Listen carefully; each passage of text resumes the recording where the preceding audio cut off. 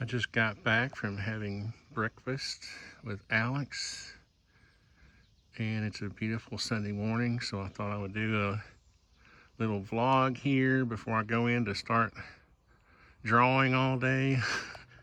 I have this project I have to finish up for this developer who needs a bid set of documents, so it's a little more trouble, a little more work than the typical atdrafting.com project.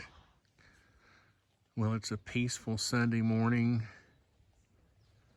and it's beautiful. I'm out thanking Jesus for my blessings.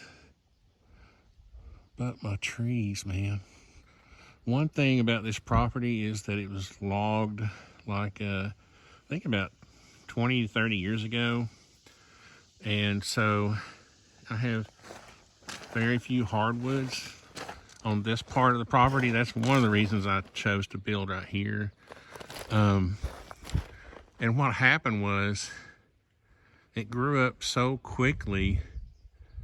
I don't know how this happened. I guess a fertile soil, but all these pines grew so quickly and so tall that they kind of depended on each other for structure. So anytime you clear here, I noticed this when we first started, there's a tree right there is a good example. That tree, nothing really happened to it. It just leaned over and it's, still alive. It's not dead. When we cleared the property, they were so used to each other helping themselves, support each other, I guess, that when they became part of an opening now, some of them will sag. You can see that one right there. There's these right here.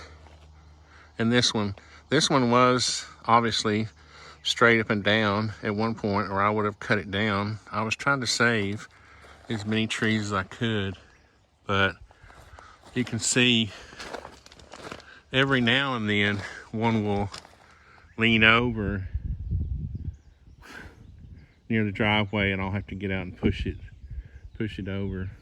But I just thought it was interesting how fast this regrew and how it affected all the trees.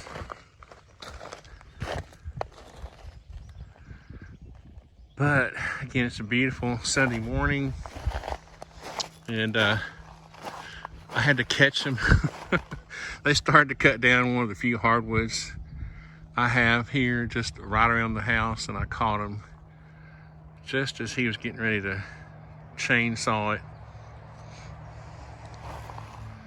So I've got the orientation of the house due south, and I remember when we were laying it out, the guys kept asking me why it was at a funny angle, and I said it's not at a funny angle.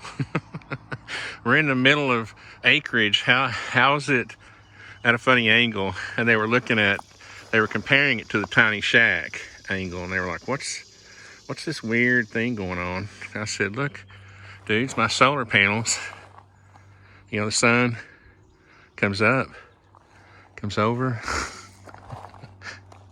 right? So there's so many trees around here, you have to be careful. I got this pushed back.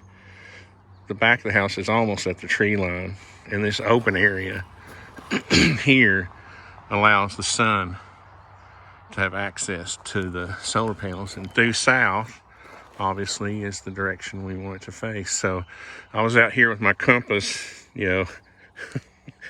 orienting the house lines, and they thought I was kind of picky, and I was like, no, not being picky. They kept wanting to face it more this way, about 20 degrees this way, just like that, for some reason. I think it was because the original wood line was cleared. Not enough of it was cleared, like right there. So they kept wanting it to face even more that way. And anyway, that hole right there's going to be a column right in the middle that supports a big beam that spans over the shop and then over the living area. So the roof will have a ridge beam that goes all the way across, and that's what that's for. We got to clean out the footings. We had a big rainstorm last night, so all this silt and stuff, gravel washed in here. We'll clean all that out, and we'll get our rebar in there, and after the plumbers come. But this week should be very interesting. So we got a little water in our footings, and like I said, we had a deluge last night. And the funny thing about that is you want your soil bearing capacity to be really good, right?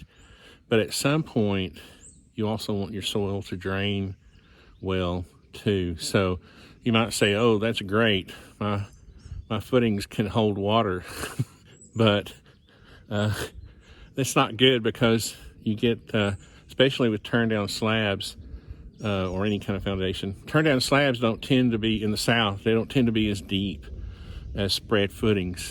For some reason, it's just a habit we have in the South. I think it has more to do with trying to save money. But typically we'll just go down below the frost line on a turn down anyway. So you want your soil to be able to drain. You want it to have a good soil bearing capacity.